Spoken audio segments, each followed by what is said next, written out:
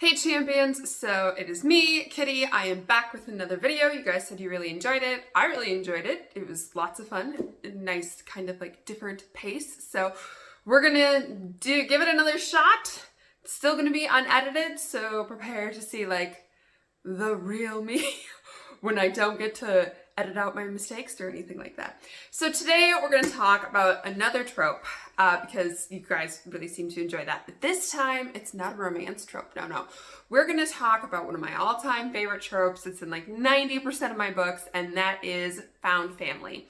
Now, for those of you who aren't familiar with this trope, found family is basically the concept where I'm sorry, I see perfect dog peeking in my office. But found family is basically the concept where throughout the story, or even the series, throughout either the story or the series, the hero and heroine will find their version of family. So whether that means that they were orphaned in the beginning of the book, or they're just separated from their family, or their family like didn't like them and kicked them out. It doesn't really specify why they don't have a family, just that they don't have a family for the duration of the series or book.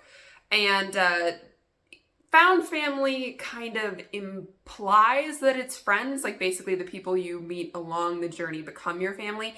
It can also include blood relatives though, and we will get into that a little bit. But yes, so this is a trope that, just based on what I've seen, it's mostly found in science fiction and fantasy.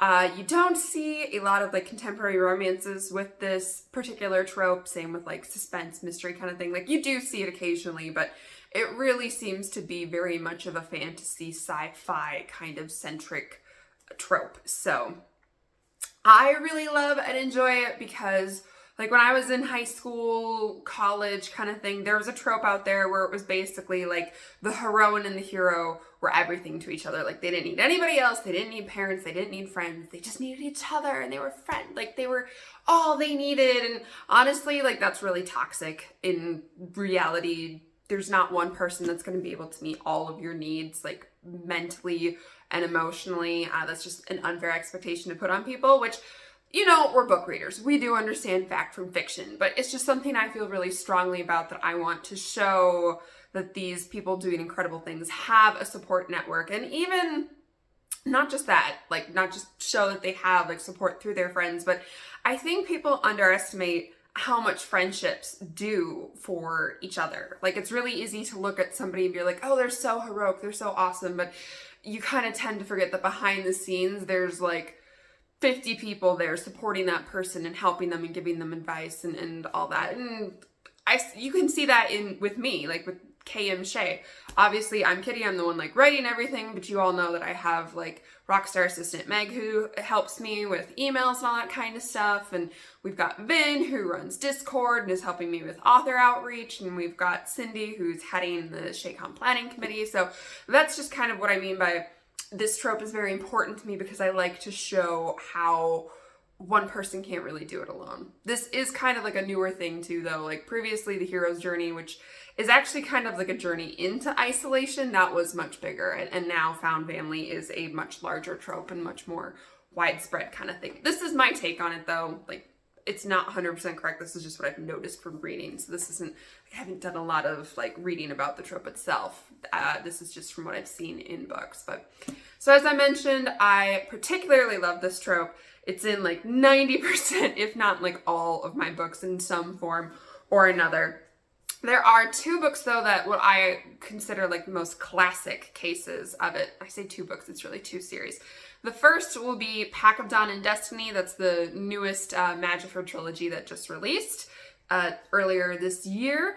And then the other one, which like I don't have Pack of Dawn and Destiny yet in paperback. It actually is available in paperback. I just don't have it yet because Amazon likes to take forever when it sends me my own paperbacks. So yes, don't have that. You'll just have to imagine when I'm talking about it. I'm like holding it. But the other series is King Arthur and Her Knights. And quick aside, King Arthur and Her Knights are going to be getting new covers this summer. So, and that's new paperbacks and new ebooks. So if you wanted to get it in this style, this is going to be one of your last calls, because it'll be like in, I think like late July if not early July, they'll get all of their new covers. But yes, so King Arthur and Her Knights is very much like the classic of classic found family tales. So first of all, Brit is ripped from her family, from her friends, from everything she's ever known in modern America, and travels back through time to like medieval England approximately. I'm not giving the right dates. I have to do more research. I don't remember everything anymore. But so she ends up in King Arthur's time, and there she gets a new family of sorts. She gets Sir Ector and Sir Kay as her adopted father and her adopted brother. But then she also gets all of the Knights of the Round Table, and they kind of become her family, and they become extremely important to her. And yes, so they become her new family, and that they support her.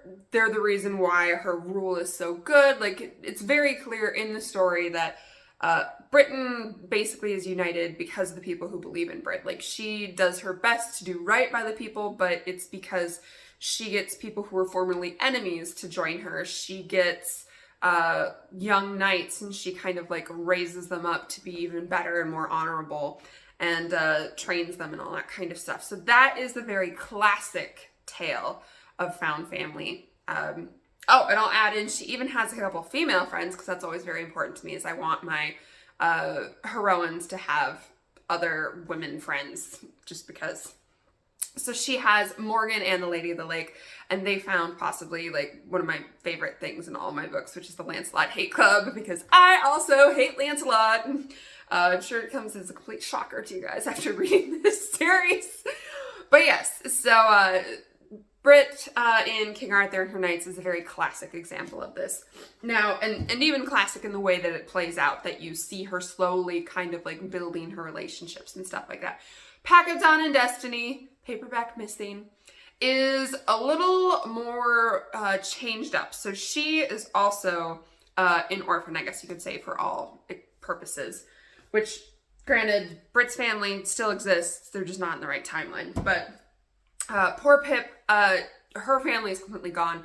Her biological parents died when she was younger. She got adopted by a couple, elderly werewolves actually, and then they also end up passing away. So she decides personally, as a result of her hunter parents dying, and then her werewolf parents dying, and then her best friend and her best friend's dad, who's kind of like an uncle to her, like they move away, and she just decides, you know what? It's easier if I don't have anybody close to me. It's a lot better if I just keep everybody at arm's length away. So for her, it's more like she doesn't have a family because she's specifically chosen not to.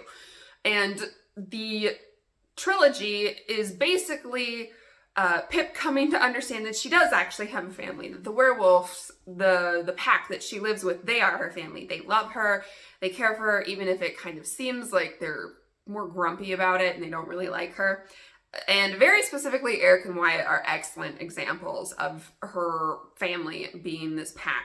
In that Eric and Wyatt in the first book, they seem very happy-go-lucky, very like invested in each other's, like they have like a bromance thing going on because they're BFFs, and they just seem kind of like goofy and very casual. But as the trilogy goes, with each book you kind of realize, by the second book you realize, like, I don't think it's accident that they end up like always knowing the right thing to say to her and know how to support her. And then in the last book you're like, no, this is all by design. They definitely know Pip, they know her really well, and they're very concerned for her. And that's what like the whole pack is like. Eric and Wyatt are just the two most obvious examples, and they've been very careful to approach her in a way where they can kind of care for her without setting off her like worry meter where she's like, oh no, am I getting too close to them kind of thing. But the whole found family trope really plays into it because, as I mentioned, in the end of the last book, she basically has to choose not only to let the pack in, but also to let Grayson in. And this is a bit of a spoiler, so if you haven't read Pack of Dawn and Destiny yet, you're going to want to skip the rest of this video. But so at the end, when she chooses to basically let the mate bond in, to shut off her magic for a time, to let the mate bond in, it's an extremely painful experience for her. And this kind of flies in the face of the typical like mate trope.